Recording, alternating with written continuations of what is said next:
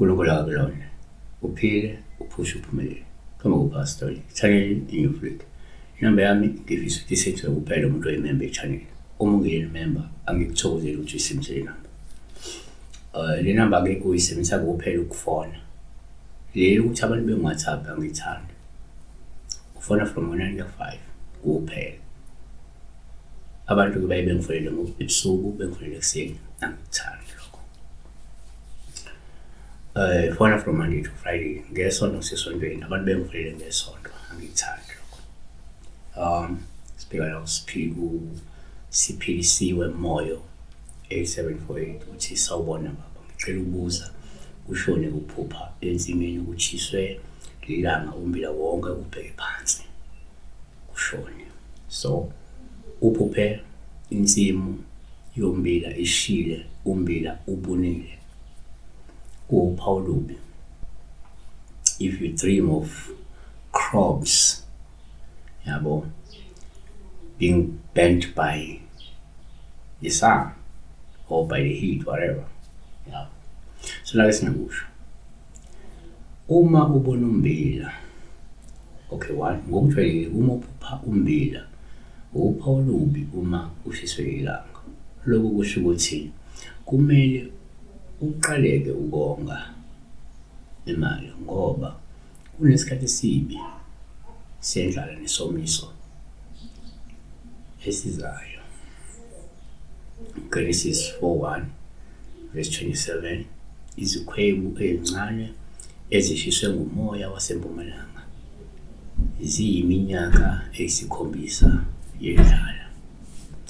Number 2 futhi omunye angabheka kanje uma uphuphumbila kuPaulo uma ushiswe ilanga lokhu ngabe kukhomba kungenzeka uyaqwashiswa ngokuthi uzojabha uphinde udumazeke ngenxa yokufekela kwemiklamo yakho noma kwemizamo yakho.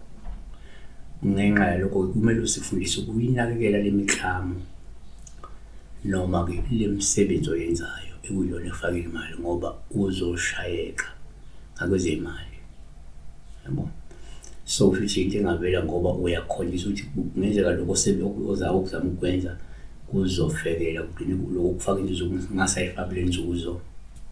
Nabo ngenzeka utshale imali endaweni wrong noma uqala umklamo wrong noma into oyenzayo ngamanje ingatheli ithelo lizoyilindele wena okuzobe sekuhola ithelo mhlawumbe ngasekweyimali kungahambi kahle inzuzo ingahambi kahle yabo.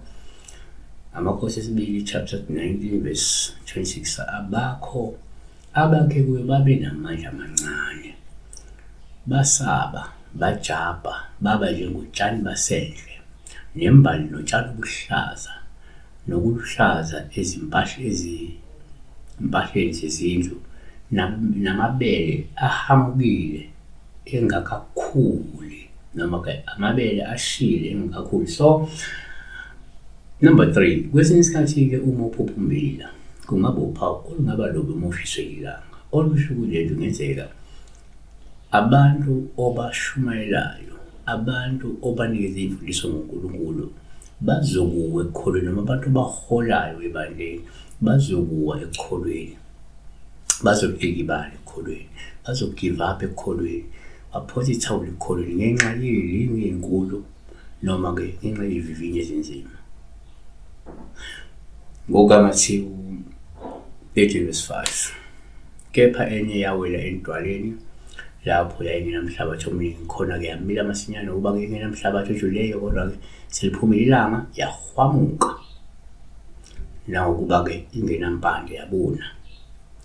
NgokaMakho 4 verse 6 kwathi kuba liphuma ilanga yahamuka nawo kuba ke ingenampande yabuna. Kanti ke la